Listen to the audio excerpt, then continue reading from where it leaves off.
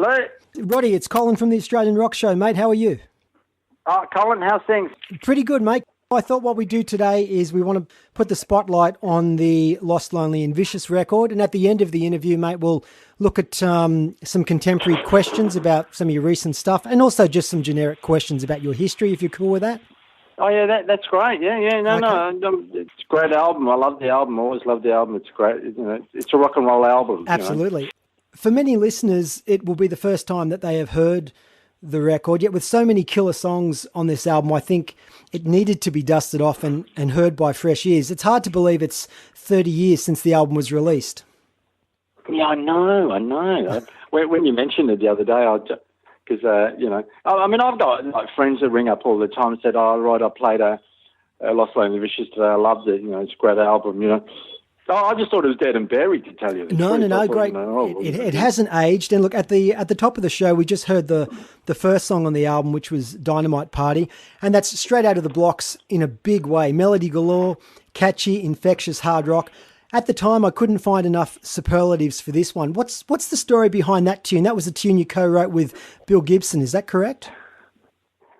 Well, Bill always goes on about it. But, I love Bill and all that. But I had written the melody and the lyrics already, and I rang up Bill and said, come over, I need some chords.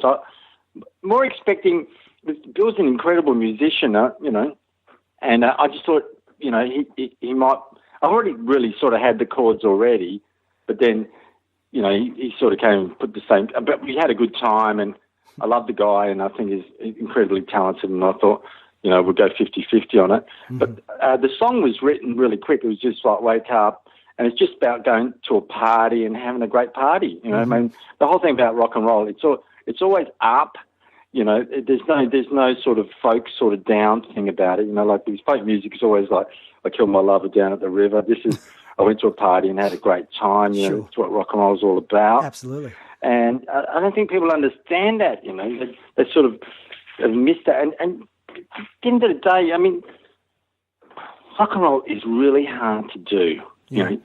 Everybody thinks it's easy. I think it's like, wild Bapaluba, wild bamboo, not everyone can write that, Mm. These things are incredibly hard because they're incredibly simple. And there's not that many, there's hardly really, when you start analysing music and looking at it and what is rock and roll and what is folk and what is classical, you realise there's very, very little rock and roll really out there, Mm. And so the whole thing with this album is I really wanted to do a rock and roll album. I thought, Mm-hmm. If I do a rock and roll album and I'm happy with it, I don't care what anybody else thinks, And I think I sort of got there, You did. And that tune also features Bob Sattler on the solo, correct? Oh, Bob, yeah, Bob's great because he was a friend of Chris Mazrak produced it. He's a really good friend. Mm-hmm. I love Chris. Chris is, his rock and roll, always will be. Mm. And that's another thing about the album. They just got all these rock and roll guys, like Jim Leone. It was all like in Surrey Hills, That was the obvious choice for the single, yeah. It was the obvious choice for the single for the record. Oh, yeah, that was after we did the album. Okay. Yeah, we recorded that after the album. And because we had Guy Bennett's, because we couldn't get... basically, this is it, it was a Surrey Hills thing. Like, I had Chris Mazrak up the road. I had Jim Leone around the corner. We used to, all bump into each other, have coffees and talk rock and roll. That's all we ever did. We were completely obsessed with rock and roll. We used to listen to, just go to each other's places and play and discuss things. You go to Chris Mazrak's and, you play Blue Oyster Cult, discuss that. Then you go down to Jim Leone's. I remember at the time we were discussing Exile on Main Street. They just reissued it, mastered it, and we actually had the original vinyl, and we were comparing it. And we're going, no, they should not remaster. They should keep the original. We're dead against remastering and all that. So this is all the stuff we're in. So when I left the Dubrovniks, I thought this is probably my only big chance to really nail it with it. With the resources I have and friends that I have, and Chris and Jim Leone. Jim brought in the celibate rifles, the influence, which was awesome, I mean, I hate to use the word awesome because, but it was just like, like you got guys like Paul Larson, what a drummer. The guy is incredible. And Guy Bennett, and Billy Gibson and all these guys, and they really know, and they loved, the whole thing was, they loved rock and roll. They just didn't, everybody else was into other stuff. It was, and it was a magic time for rock and roll, particularly that period in Sydney, and we'll cover that in a little bit. But when the record was released, Dynamite Party, as a single, the flip side had a cover of Kiss's Love Gun. Whose idea was to record that? Oh yeah, well, what happened was Ray from the Hard-Ons. I mean, they were asking us to do a compilation for that Kiss. Oh yeah, hard to believe, Kiss. Was it? Yeah, Hard to Believe. Yeah, so we did Love Gun and just knocked it out. It was like really quick. Yeah, and okay. So it didn't make it on. I think it didn't make it on the original album because we got bumped by Nirvana. Okay. Which, fair enough.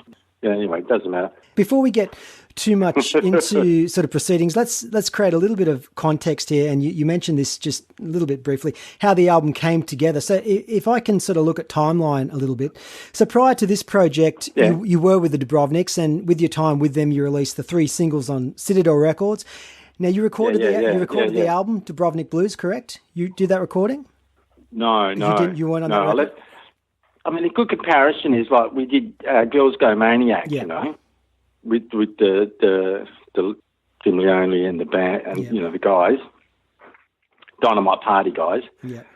And then on the B-side of Cuckoo, they've got a version of, and I just thought, like listening to this, I thought, I'm not going to get what I want, It was nothing personal. I just thought that, I need to, you want to do a rock and roll. I mean, at the end of the day, you want to do a rock and roll album.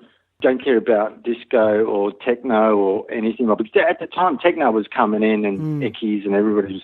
So the landscape was changing, like really quite badly, So we sort of knew that we were on a bit of a borrowed time situation. So we thought, I thought, this is a big chance to do a rock and roll album, and just went for it, yeah. So I just sort of like, did the Snagglepuss exit stage left, which I always do. Because there's a bit of a bridge there between your time in the Dubrovniks and the formation of the band for this record. And you put together the Punjabbers with Tony Thulis and Brett Ford of the Kryptonics, and also Tony the Kid Robertson from the Hitmen as the Punjabbers. You released that single on Timber Yard. Yeah. Have I got that right? Yeah. Well, the Rock and Roll Love Letter. What a great song! Absolutely, it's got a catchy chorus, and also people don't know this, but I didn't find this out till later. The guy who wrote that was in Keith Richards' band. Keith Richards had a band for ages. And that guy was in there. I forgot his name, but it's a great rock and roll record. People slag it because the Basie Rollers covered it. A song is a song, so it had all the right ingredients. So me and Tony were discussing it. Tony was a good mate of mine. We're hanging out together, and he said, let's just go for it. Did it. So that lineup, you had Bill Gibson and Jim Leone, as you mentioned, Paul Larson. The name The Surf and Caesars, which is a little bit later, what's the meaning behind that name? Tell you the truth, I don't know, because I thought of the Hoodoo Gurus and all that sort of stuff, and the Chinese, and I thought, like a name is just a name, and I thought the Surf and Caesars. I mean, Australia, I always think is like too much. They don't sort of stand up enough and say, like, one great thing is when we were in the Love Rodeo, I used to hang out with Nat Young, the world champion surfer, and he was a fantastic guy. And I thought, this guy is like a Caesar, He's like, and I thought I sort of took it from. I think we took it from Nat Young. I just thought, like, Australia should be proud of its band, its surfers and all that. And I was just trying to get that Australian thing happening because I always think, like, the press doesn't give us enough credence, and,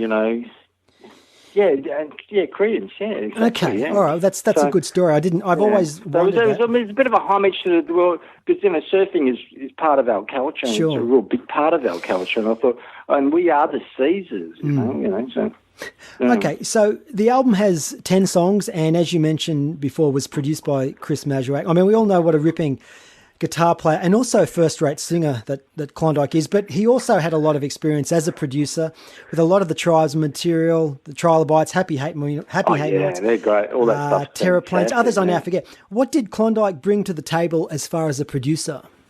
Well, number one, being a mate and all that, he brought a lot of fun. Yeah. And you know, rock and roll is about, you know, gut reactions. It's not being this cerebral. It's cutting loose, and you know, everyone that was in that room knew that, and we just went for it.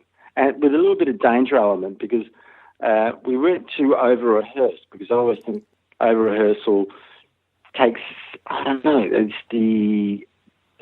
I can never work it out, but, you know, I'm a Christian, and also, you know, the guy, you know, he's just good to have. He's a great producer, and, you know, I love the guy, you know. Yeah, he's definitely rock and roll guy. Great things about him.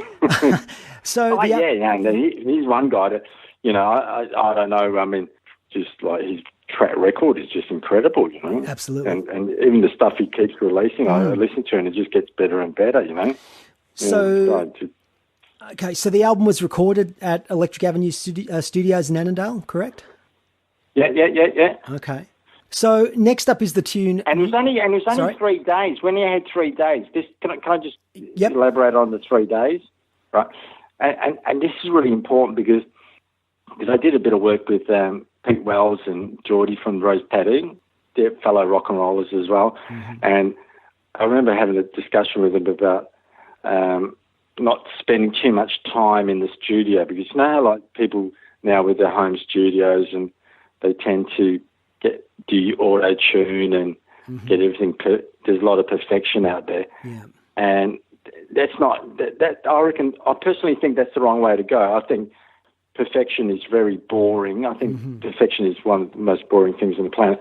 You can see it in a lot of things, but having 3 days, a time limit where you can just go in there and nail it and be happy with it, you know? And that's what we did here. And when I remember talking to Wellesley and that, and Geordie, and they said, mate, the first Cats album, 3 days with Van Der Young, in and out. And that's a classic album. That album is fucking brilliant, you know? Yeah. So the next tune, which was Nuclear Love, which is my favourite tune on the record, and as I wrote back in Vicious Kitten fanzine in 1995, and I quote, Roddy really delivers the goods on this up-tempo number that tells the story of a radioactive romance that detonates into oblivion, end quote. Mate, this is a killer tune with a real groove and a catchy chorus with a distinctive tone of Klondike. And you got it. You got it. Klondike's on guitar on that. Is that correct? You might be, or might be. Yeah. I'm just going back now. I mean, I don't want to say it might be Bill, it might be me. I played rhythm on most of them and a couple of lead breaks, but what does it say, the liner notes? Have you got the one with the liner notes? Not in front of me, unfortunately. But to me, that solo sounds like Klondike. It's just got his tone. Yeah, it's probably Klondike, okay. Yeah. Because we actually wrote that together. You know, he keeps saying that, because I used to go around his house and he had those little tape recorder machines, and I should give him a credit. Yeah, I should give him a credit for arrangement. I have to do that, actually, because, yeah, it's definitely Klondike, yeah. And you summed it up beautifully in what you just said. It's like love. What did you say? I said it's a story of a radioactive romance that detonates into oblivion. That's fantastic. That's. I've been looking for that all my life. I wrote that. Words to describe it. That's written in 1995, so it's still endured. Oh, that's great. That's fantastic. And that sums up the song. It's just like, that's what it is, you know. You meet someone and have the first kiss and it just bang, it goes off, you know. All right, let's take a listen to that tune now. Okay, now next up is another tune you penned called "I Love You, Baby." Fuzzed out riff and an interesting breakdown mid-song that includes a piano run. What are your thoughts on that tune? Well, I mean, "I Love You, Baby." I just always wanted to write a killer riff, you know. I mean, it's like, I mean, it's definitely. I reckon personally, it's Led Zeppelin's in there somewhere, because I'm just thinking, because, you know, when Jimmy and Bonham got together and they just like got the killer riff happening, I was heading that way. I was in that area, but, you know, I probably never got to their level, but, you know, that's where I wanted to go. And I loved the riff. And then I remember, like, someone said, "What are we going to do now?" Because I only had the riff, and it was just a bit of a like turnaround. And then someone said, I can't remember who said it. And then someone said, when we should go psychedelic, like at the end of A Whole Lot of Love. And so we try to do A Whole Lot of Love, but in our own way with piano and gazebos and all that sort of stuff, and kitchen sink and all that. Yeah, It certainly works. Let's take a listen to that tune now. Okay, now you mentioned before about Girls Go Maniac, a song that you penned with Boris Sujevic and and was released the previous year. No, I wrote that song completely. Stand corrected. He didn't write any of it. I don't remember him writing it. And in fact, I wrote a song called, I wrote it with, unfortunately, Shelley, she's passed away, and what's his name, Lachlan McLeod. We stayed up all night and sort of like, had a few drinks and I wrote a song called Ceramic Tiles, right? and we wrote another song called I'm Just a Chandelier. And I remember writing that and goes ceramic tiles. I mean, thank God, Lachlan's still on. And then I'm Just a Chandelier. And then Boris came around the next day and he says, I can use those lyrics. And I said, yeah, take them. Which, fair enough, he took them and he made them his own. And I was thinking he had some hit in Greece with it or something anyway. Apart from that, is that what I don't remember him writing any of that night. Is that what prompted you is that what prompted you to re-record it and include it on the album? Like Girls Go Maniac. Yeah. Girls Go Maniac. No, I wrote that completely myself. I mean, okay. This whole thing that when we were trying, when I left, and we had that's an I wrote this, I wrote that. I said, you didn't write. I've had the same trouble with the Johnnies. They say they write this, and I said, well, I don't remember you writing that. And you don't remember you writing that. And I'm saying with the Gurus, I don't remember that. I remember writing that. So it's always like this, we either work it out or just leave it alone and you do whatever you want, or go to court. And I can't be bothered going to court because where it's going to go. It's just going to go. So, but anyway, Girls Go Maniac. I reckon he probably wrote a line. So anyway, it doesn't matter. Okay, it's a terrific tune, and from but I said to him, I said, look, give me Girls Go Maniac, and you can have the chandelier and the ceramic tile song. Okay. Which was a bad move because I made no money out of Girls Go Maniac. But anyway, it doesn't matter. It's a terrific tune, and it still stacks up to that. And from memory, you guys performed that on ABC TV's Countdown Revolution, didn't you? I know. What are your memories? What are your memories of that experience? I just thought we'd try Girls Go Maniac because I always like the riff in Girls Go Maniac. I wrote the riff, and it's got a bit of a. You know what I like about Girls Go Maniac? It's pure Eddie Cochran. No one's ever picked it up. But to me, it's like when I listen to Eddie Cochran, I hear Girls Go Maniac. And I just think, I just can't believe people just don't know rock and roll anymore. It's like, I'm going to raise again, to me it was that. I mean, to other people, it probably doesn't register. But anyway, I love the song anyway. Like I said, we did a version. We're in the studio with the Dubrovniks, and I couldn't believe it when I heard it back, and I just thought I'm not going to get what I want here, so I have to move on. And that's the whole thing is like quest for the rock and roll. But like I said, there's not much rock and roll out there. Everybody goes, I'm rock and roll, and you look at the Rock and Roll Hall of Fame. There's no one in there that's rock and roll, really. They should have guys like Link Ray. Link Ray's not in the Rock and Roll Hall of Fame, is he? No. What is Link Ray but rock and roll? You know what I mean? This is what I mean. It's just American sort of university crowd. I don't know what the Americans are up to, but they invented it. But I think if you don't have Link Ray in there, so how can you have a Rock and Roll Hall of Fame without Link Ray? I think it's just a Rolling Stone magazine kind of acknowledgement. It doesn't really make too much difference in my life. Rolling Stone is run by the university guys. That's right. The university guys don't know that shit, You did perform Girls Go Maniac on ABC TV's Countdown Revolution. In the 1970s, an appearance on Countdown meant national exposure and a stack of record sales the following Monday. Did your appearance on Countdown Revolution show a spike in album sales? No, not at all. No. But by then, Countdown Revolution was nothing like the real Countdown. I mean, we only did it we were on tour in Melbourne And we were like, I had to sell a fridge at the end of the day to pay for the tour, because we get the money.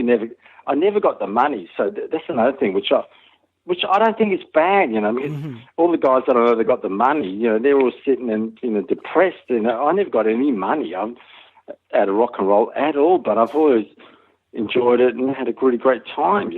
So I always say to people now, just enjoy it and just rock. Just try to do rock and roll. It's really hard to do because, just out of interest, name me a real rock and roll band that you've known in the last 20 years. How about a Perth band, Legs Electric? This is what I mean. This is the question you always have to ask yourself. What is rock and roll? It's like, what is life? What is rock and roll? What is rock and roll? Is it Little Richard going, what Bopaloo, Boss Bamboo? Is it, Black Sabbath? I mean, Black Sabbath, like when, or is it, Al Bon Scott going to Highway to Hell, or is it just... they're all... You've got to ask that question. Yeah, and they're quite old reference points, though. So realistically, there hasn't been a hell of a lot in the last 20 years, has there?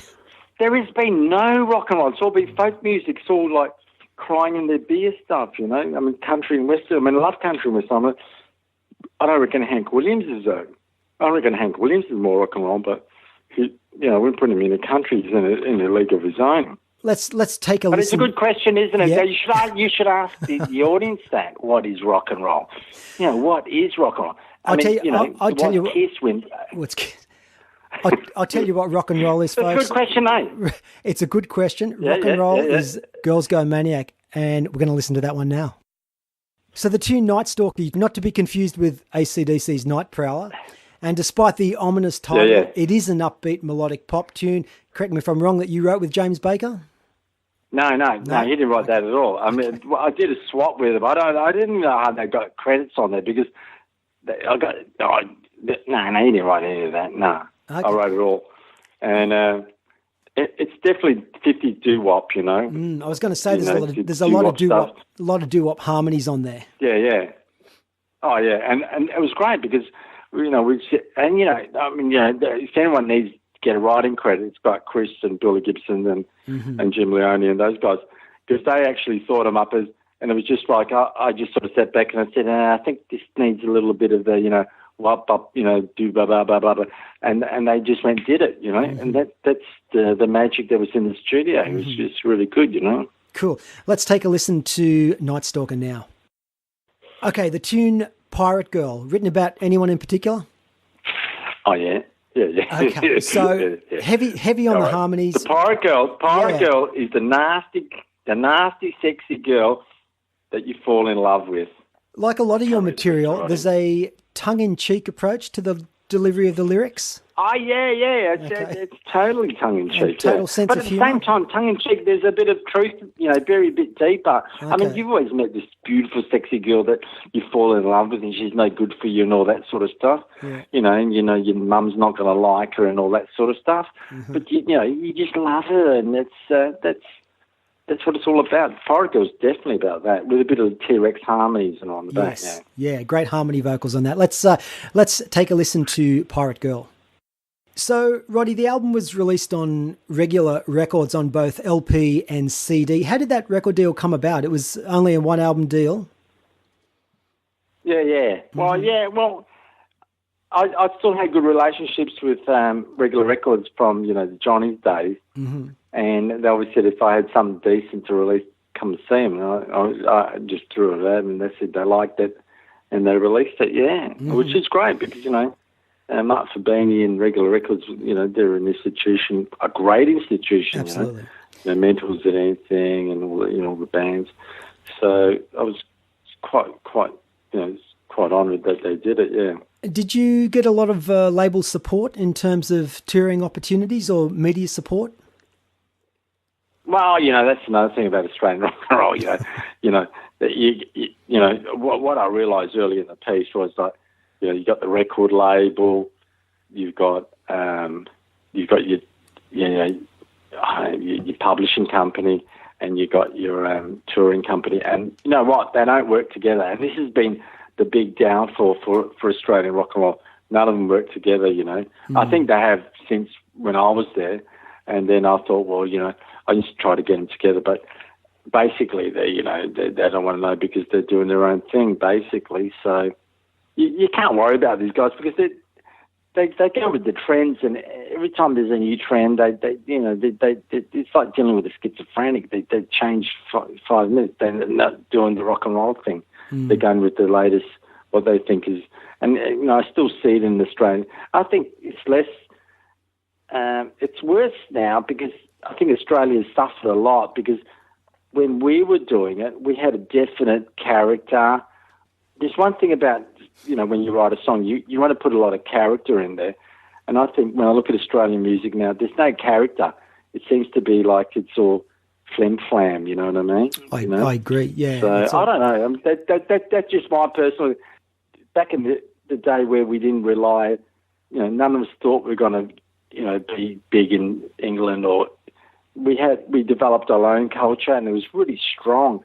I mean, personally to this day, I think the Sex Pistols ripped off Rose Tattoo, because when I was in London, I was selling my guitar in this record shop with that, Jimmy Page's guitars, selling off and all that. And the guy said to me, he says, "You're Australian," because of my accent. I said, yeah, I'm Australian, yeah. And he says, "You know a band called Rose Tattoo?" I goes, yeah. He goes, "Man, they were great. We saw them. They're fantastic." And that was 76. The Tats were over there. And the 77, the Pistols come out. And before 75, what you got in England in 75? You got, what have you got? You got Pilot and all that rubbish, single bed, this is what I mean. And then the Tats go over there, play a few gigs, drink enough beer to sink a fucking battleship, and your next to me, you've got Pistols. And what a lot of bollocks is that? And they're in the heart, you know what I mean? I know what you mean. You don't have to be a brain surgeon to work that one out. And even that's when we lodged it with this guy. And I thought, well, there you go. So I thought, well, and then AC/DC went over there and blitzed it and all that. But, it was certainly certainly a time, though, where you could support yourself as a musician. There were certainly more opportunities to play. And the circuit was much healthier than what it is now, obviously. Oh, yeah. I mean, I hate to say it, but I think Triple J, ABC, sold us down the river, when they were Double J and they were backing all us, and that's when it really happened. And then they just turned and just started getting free tyres. I don't care. I mean, probably getting bribes and all that.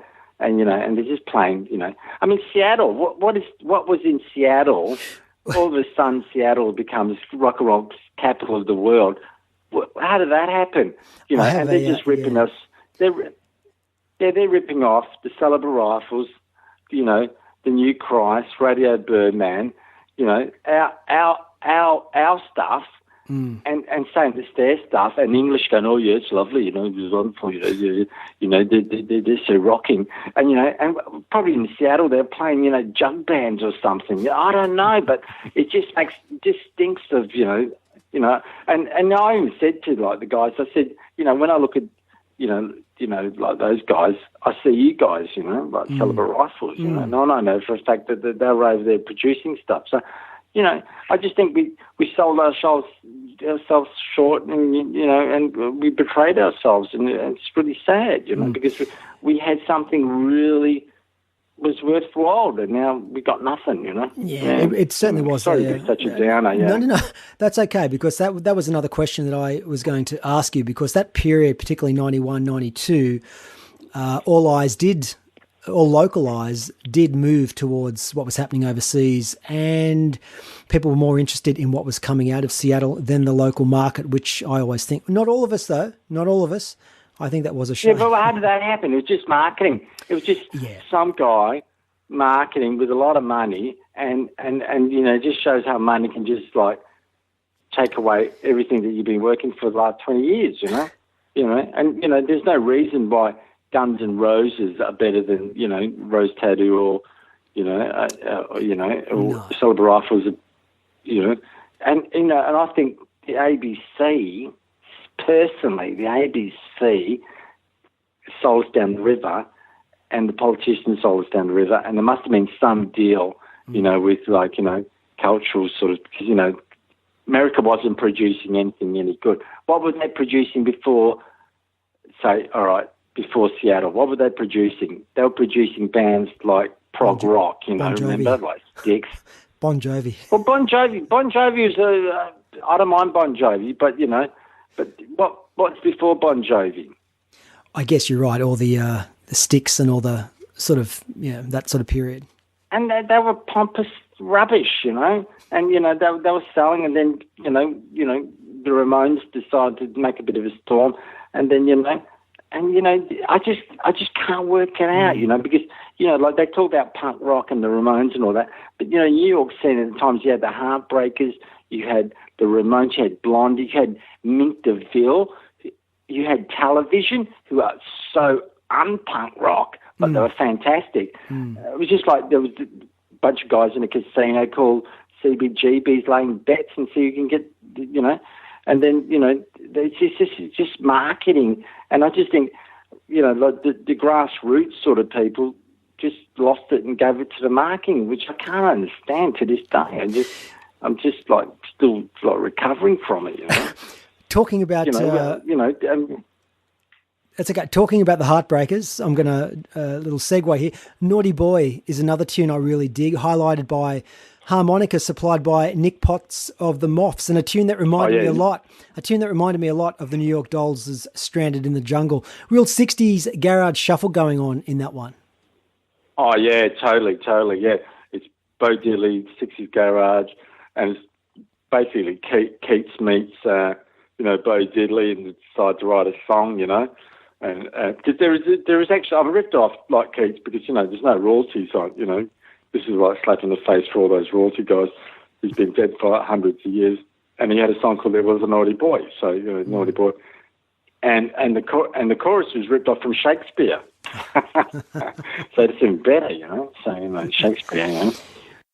So another couple of tunes on the album: "Bear Hug" and "Lovin'," sort of quirky enough to be released as a single, even, and the same goes for "Holy Moly Roly." Yeah. Do you want to describe songs. those? Yeah. These songs are just pure rock and roll. You can't even talk about it. Just they are what they are, and they're just rock and roll. And the great thing about the riff in "Bear Hug" and "Lovin'," it's just it was written in like five. Both songs were written like 5 minutes, and the recorded in 5 minutes. So they have that sort of vitality. That's why I ended at the album in that, because to just keep that sort of. Because, everybody's getting too serious, I reckon. Everybody's like thinking, like, I've got to do this, I've got to do this to make people think I'm serious. Well, I've never done that. I always think, like, I'll do things, and if they don't think I'm serious and I think I'm just lightweight, that's okay, because rock and roll has that lightweight quality, but at the same time, it has this incredible, it's a yin-yang sort of thing, Sure. Look, I just found out the other day, I've always been a big fan of the early David Bowie. Like, I love Ziggy Stardust, right? Mm-hmm. And I just found an interview with Mick Ronson, and he said it was really done quick. We just went in there, banged it out, because we didn't have much money. And not having much money is really important in rock and roll, because, Little Richard, when he went in to do Wop Bopaloo Lost Bamboo, it wasn't working right, so they went to have lunch, and then someone must have said, "Little Richard, just be Little Richard," and he just went a little bit of Little Richard. You know what I mean? It's capturing the essence. It's not being, it's being yourself, being true. Because Little Richard, when he sings "Wop Bopalooba," the way he sings it, there's a great version of the Kinks doing it, and it's just like crap, And I love the Kinks, I think one of the greatest bands in the world. But when they do Little Richard, it doesn't work. It's just like Ray's got no energy, and never has, But, Little Richard has this incredible energy, but it's in his voice. It's not in the music or the chords, because the band apparently that he had was called the Upsetters, and they wouldn't use them because they were too loud and unruly. So they used little. The story goes they used what was the band? What's the guy that did Blueberry Hill? I'm not through. What's it? Chubby Checker. Fats Domino's band. they used Fats Domino's band, and you can hear it. Go back after this interview, put on Little Richard, and you can hear Little Richard accompanied by Fats Domino, and it was banged out in 1 or 2 takes. Yeah. And that's rock and roll, basically. So also on the album is a terrific cover of the Dictators' Master Race Rock, which stays pretty true. Dictators, they're great. They're fantastic. That stays true to the original. Who brought that one to the table? I brought it to the table, yeah. Because me and Chris Nazareth would sit around listening to Dictators all the time and go, they're great, they're fantastic. And no one else will. But we weren't being elitists. We just knew that these guys, something about them, and they had a bit of humour, which was really going out the back door with rock and roll. And humour's really important, you know. So anyway, I said, Chris said, we should do one of these. I don't remember. I think I said to Chris, I think I was Dictators. And he goes, which one? I said, Master Race Rock, you know. I can't remember, really, but I always liked the Dictators. I always liked Master Race Rock because, you know, it's just a great song. I found out later Andy Schneeroff, you know, used to write with the Joey Ramone and all that. But at the time, the Dictators are a great band. And I thought, well, I'll tell you a great story, you know, because, you know, after we did this, you know, I was going for a holiday with my wife to, Erica, my wife, to New York. And he said, oh, you go to New York, look up Dick Manitoba.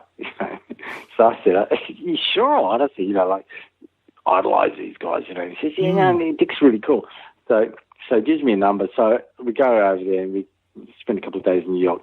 And then I said, I better give, you know, because, you know, I was just thinking, no, Chris will say, you know, Rod's got to ring it. So I ring up Dick and he goes, so this is how cool Dick Manitoba is, right? I ring up Dick Manitoba. He goes, what are you doing now? And I goes, nothing. And he goes, I'm going to Z-Rock with the Ramones. So I go, so I meet up with him on the subway. We go, you have a great old chat. We go to Z-Rock. We're sitting in the studio with the Ramones, Joey and Marky, and then they play my song and they go, that's great, I love it, you know. And next minute, this is no bullshit. This is the Turtles walking, you know, the Turtles that do all the backing vocals from, and I just thought this is bizarre because, you know, these are the guys we mimicked on this album, you know, and we're having a good old chin wag, yeah. So it's really funny, it's hilarious, and it's just, this is what New York rock and roll is all about, you know. They're really supportive of each other, and you know, like Dick Manitoba goes, oh, Johnny Thunders is a wanker, Lou Reed's a creep, and they go, yeah, who gives a... They don't care, you know. They just love rock and roll, and they love each other, and this is what we had in Sydney. And somehow we lost it, I think, you know. That's a great story. Yeah. So I guess following the release of that record, you released 2 other excellent but also underappreciated solo albums, including Orgasmataz in 1991 on Shock Records and A Mouthful of Chicken in 1993, which I remember buying with the brown paper bag cover intact. Thank you very much. Oh, that was great, wasn't it? I mean, wasn't it fantastic? And we could also easily put the magnifying... I mean, it just got to the stage we couldn't get arrested in the, you know, city. You know, I said, like, you know, I remember hanging out with someone from, you know, Guest magazine and saying, look what I've done. And they said, go away. It's just like Lemmy said why he had to leave New York, you know, in England. You just couldn't get arrested. You couldn't do anything bad, you know. Yeah, but anyway, they're great albums. They are great, you know, the great thing about those albums, they were done even quicker than 3 days. They were done in 1 day, you know. And you know, the budgets were really incredible. I'd ring up Shock Records and they'd go, we'll give you $700, you know. And I said, okay. It was like a challenge, you know. It became like a challenge. It's all these bands saying, I went 5 years in the studio with $5 million. We went the opposite way. We said, we sort of like hedging our bets. It's like gambling. I seriously think, good rock and roll is like gambling. I remember Mick Ronson saying that he was really pissed off at Ian Hunter because he didn't put a few dollars down on a tour. They got cancelled in America and he said basically boiled down to I was a gambler and he wasn't. And I feel like I'm a gambler and you know, those other guys weren't, because I love gambling, mate. I just love it. I'm totally addicted. That's why I had to leave Sydney. Yeah. But I just think it's all, you just got to put put your money down and just go for it, because otherwise you're just not going to get anything, A couple of tunes I wanted to mention. I mean, there's I watched a show the other day, and they said someone gambles not to win, and I thought a lot of Australian bands are like that. They gamble not to lose. That's it. They're not gambling. They're gambling not to lose, and I think that's what it's infected Australia. Because in the old days, we were big gamblers, always been big gamblers, big drinkers, and I think we've lost that sort of bit of culture, and we've sort of gone, we're gambling not to lose. And I can see that in the politics of the country and everything, like the unions and all that sort of stuff, But a couple of those tunes on Orgasmataz I wanted to mention, because I could easily talk in great detail about those, being Hammer That Motor and Galaxy Girls, both great tunes. Oh, Galaxy. We got Ron Pino on that, on the backing vocals. God bless the guy. I hope he's all right. I know he's really sick at the moment. He's in my prayers. I love the guy. Yeah. Galaxy Girls. Yeah. There's a great song. That's a really good song, and so is Hammer That Motor. I wrote Hammer That Motor with Phil Hall. Yeah. He used to live around the whole thing was, it's all around Surrey Hills, and we used to live locally, and I used to go around there for a coffee, and he goes, Roddy got a riff, and this is how it works. This is rock and roll. It's not very cerebral, but it's I got a riff, and we bang it out, just straight away, Yeah, it's very zen in a way. When you think about it, it has a lot of zen qualities, when you read about. Yeah, you reckon? It's very organic, and that's how things should be created. Yeah, I agree. And Galaxy Girls is great, I always love it. I love the bit that tough guys don't dance. Mate, at what point the dance craze, all that was happening At what point did you leave Sydney and return to Perth? I had to return to Perth because my parents. I just thought I'd better get home because our parents were getting old. Me and Erica, I'm glad we came back because we had a couple of good years with our parents before they passed away. Don't regret. But I'd love to go back. I love to go back. I mean, I seriously think Sydney's my spiritual home. I miss Sydney big time. Yeah, but the real estate's so high there. These guys are killing it. Did you take an extended break from music at all? No. What I did, I just sort of like what I ended up doing is like getting a home studio and all that sort of stuff. So, a lot of stuff I do on SoundCloud and all that. It's just me, just with a drum machine. I just thought I'd just experiment and see where it goes, and just slow down things a little bit. Just try a different angle, just. So you've always had a curiosity more. Yeah. I mean, you've always continued. I did, like after Dynamite Party and all those albums, I think I definitely nailed rock and roll. Yeah. And I thought, well, I always love country, so I thought I'd just like dabbled and just go into and just try. And also like being in the studio, it's like you don't know what's going on. You can't tell the guy what to do. So I thought I'd start learning more about the studio. So just started going into that area, just out of pure curiosity. And, I would love to do another band, but bands take a lot, they take a lot of time, a lot of effort, and like someone said to me the other day, they said, when a plane takes off, it uses a third of its fuel, and then once up in the air, it just runs on virtually nothing. And I always think, well, that's a good description of a band, because, to get a band up and running, it takes so much energy, and then once it's up and running, it doesn't take any, it's like the Rolling Stones, it doesn't matter what they do. They always pull a few.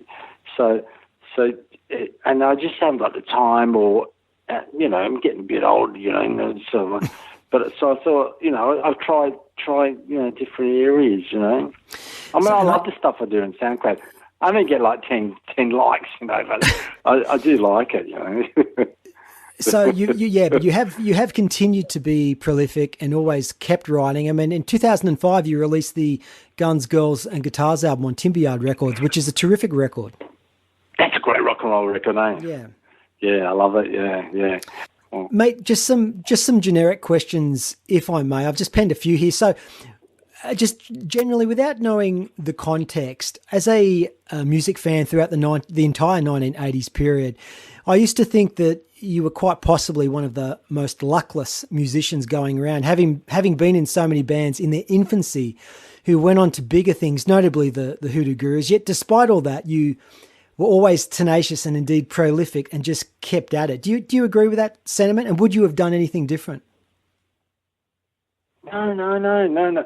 I still reckon I haven't written the greatest rock and roll song ever. That's my big goal in life, to just, you know, I mean, I hate to say it, but, you know, I still reckon I can write, I can do better, you know, and I'm always like trying to do better because, you know, at the moment I'm just using the drum machine. So, but, you know, if I get it, you know, I'm learning drums at the moment, actually, like drumming, you know, when people say like they slayed off drummers, drumming is really, really, it's so important, you know, like you listen to drums, you know, like Scott Walker just died recently. Listen to that song, you know, I mean, it's a classic song, but, you know, it was written by Frankie Valli and the Four Seasons. Did you know that? You know, the sun ain't going to shine anymore. Did you know that? I didn't know that. I didn't know that. No, I didn't know that. But it's a Frankie Valli song, and their version is lame, it's horrible, but the Scott Brothers is great. But it's the drummer, and the drummer is part of the band. You know, Scott Walker gets all the credit, but the actual drummer is the one that's like given the, you know, he's doing a total Phil Spector thing on it. So who you know, I don't know, you know. That's what I mean. You know, you always want to do the best drummer, you know, and you know, I mean, you just want to do rock and roll. But rock and roll, like I said, is really, really hard, and there's not much rock and roll around. You know, they always go, seriously, go through Rock and Roll Hall of Fame and tell me, seriously, some bands shouldn't be called rock and roll, you know, like. Speaking of Hall of Fame, rock and roll is in 2007, along with the Hoodoo Gurus, you are welcomed into the ARIA Hall of Fame. That must have been a nice acknowledgement. I know. It's fantastic. Was that a nice acknowledgement? Was fantastic. To me, I've never won any award, nothing, being totally like, you know, I used to ring up, you know, when my band's got gold records and say, can I have one? They go, fuck off. You know, so getting the ARIA Hall of Fame was just fantastic for me. You know, it's like, you know, it was just like, it sort of, I nearly gave up because I thought, you know, no, it gives a fuck, you know. And then actually after getting the ARIA Hall of Fame, it sort of picked me up a bit and I started doing shit again. Okay. You know, but up to then, you know, I wouldn't even get a gold record. I used to ring up and say, you know, the guys go, I've got my name's on it. And they go, fuck off, you know, you're getting shit, jack shit, you know, it's a publicity stunt, you know, fuck you. You know? What was it like to perform with the Gurus in Perth in 2012 at the Astor Theatre? I was great. Yeah, it was great. I was like, you know, we were young when we were young, and we, you know, like I said, and it was just like catching up and, you know, reconnecting with, you know, it was really, really good. You know, me and Dave were great friends again. We always were great friends. We started off as great friends, and seeing everyone, Brad, and it was, and being on stage, those guys got a really good vibe happening, you know. They're a really great band, you know. Yeah. And you also reunited with the Scientists in 2014, yeah? Yeah, all the same. I did all the you know, the only one I didn't do was with Spence because I knew he was ill. Yeah. And, you know, and I said, Spencer, because he wanted to do it, and I said, look, you know, you're really ill, take a bit of time out, and when you're better, we'll do the Johnny's, you know, 4-piece. But he never made it. It's really heartbreaking, you know. Yeah, there's the only one I couldn't. But, you know, I didn't want to force him to do the thing because I knew he was really ill, you know, and, you know, with his liver and all that sort of stuff. And I thought, well, you know, I don't want to force. He'll just go back to the old ways. And I personally thought he would pull through, you know. You know, he's a pretty tough guy.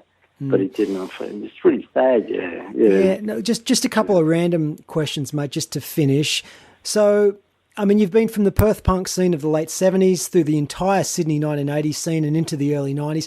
Are there any highlights that stand out for you? Any particular performances? Oh, they're all highlights. They're all joys. They're all fantastic. Yeah. I mean, every gig was, you did gigs and you know, it was just like fantastic. You know, they're all highlights. Even the gigs when no one was there. Yeah. Actually, sometimes I think the gigs when there was no one there, we had most fun. We Mate, hanging off the chandeliers. One of the things that set you apart from other musicians was your distinctive oblong-shaped guitar. Now, other than Bo Diddley, who fashioned homemade guitars from cigar boxes, there's not too many others who've done that. What's the story behind that guitar? Where and when did you get it? And what's it made of? Bo Diddley, well, that was the first guitar I ever had, right? And I ended up smashing it on stage in a Pete Townsend moment. And then I had the parts, and I had to remake it. And I thought, well, what is the ultimate rock and roll guitar? And I thought it was a Bo Diddley guitar, which it turns out was a cigar box guitar, because that's probably where Bo got it from. And, you know, I've still got it. It's still downstairs, and I still play it. I've played on my records all, it feeds back. The pickups are all like sort of like feeding back on that. Apparently I found out that's Neil Young likes. His old guitar used to feed back and all that. So it's an animal. It's caged up. I put it in the cage. It's a total animal, but it's a rock and roll animal. And that's what sometimes, because I've got that new guitar, and it's a bit of a jazz guitar, and I play it and get to a hoity-toity, and I go, I'm getting a hoity-toity. You throw it in the corner, grab the animal and play it, and it brings me back to rock and roll. You know, that's what it's all about. And mate, you are still it brings out there. Back to some weird psychotic note. You know, I don't know what, you know, but I reckon rock and roll is all gut. You know, it's all gut. It's not cerebral. It's not what the university period people want. It's danger. I mean, I remember in this great interview with Link Ray, which I love, you know, and he goes, you know, when you're playing in a bar in Texas, that's what it's about. And, you know, none of us have ever done that. But I can imagine when he was like, you know, a kid in Texas, it was a pretty dangerous sort of place, and that's where you know, rumble comes from. Yeah. You know, and you know, I don't think you know, even guys like Gene Page will ever get that. You know what I mean? You know where I'm coming from? Yeah, I do. You know, he's American Indian in Texas. They don't like him. He's playing in the bar, drinking beer. You get the picture, and he comes out and they like him. But you know, Jim Page comes over from England and plays Whole Lot of Love. It's a different story, but you know, it's not what rock and roll is all about. It's really hard to describe. You know, I mean, I can't. You know, we should discuss this with the boys all the time. You know, what rock and roll? What rock and roll is all about is lost, lonely, and vicious. But if people want to check out some of your recent music, you have a Bandcamp website, don't you? Oh yeah. Go there. And I've got YouTube as well. Okay, do you know the Bandcamp site address? No, SoundCloud. I got SoundCloud. Yeah. Okay. But it's I mainly lodge on SoundCloud under Roddy Ray'da and YouTube Roddy Ray'da. That's my latest stuff. And I'll tell you now, what I do now, it's still the Zen sort of thing. I just go in there and just bang it out. It's only a drum machine. I apologise for the drum machine, but I'm not a drummer. But I'm going to work on it, and I'm going to sort the drums out, because drums are very important. Because you know, when you want to pick up a song a little bit, you got to sort of like do a roll and speed it up. Mm-hmm. I'm working on that at the moment. So, okay, well, people can. I'll go back and do those songs, redo those songs. Yeah. People can check that out, mate. Look, every guest on our show gets to select an Australian song. It can be one of yours or a song that has meaning to you. What would you like to choose and why? Oh yeah, well, I was like, I love the Hitman. You know, I don't mind. You know, the Stakes. You know, I don't mind that song. I don't mind. You want to go with that one? Yeah. Mate, we are just about out of time today, Roddy. I wanted to thank you. Oh yeah, that's for your time. Yeah, mate. Thanks. That's great okay. Talking to you. Great talking to you, and please keep in touch. Keep in touch. Okay, cheers. See you, mate.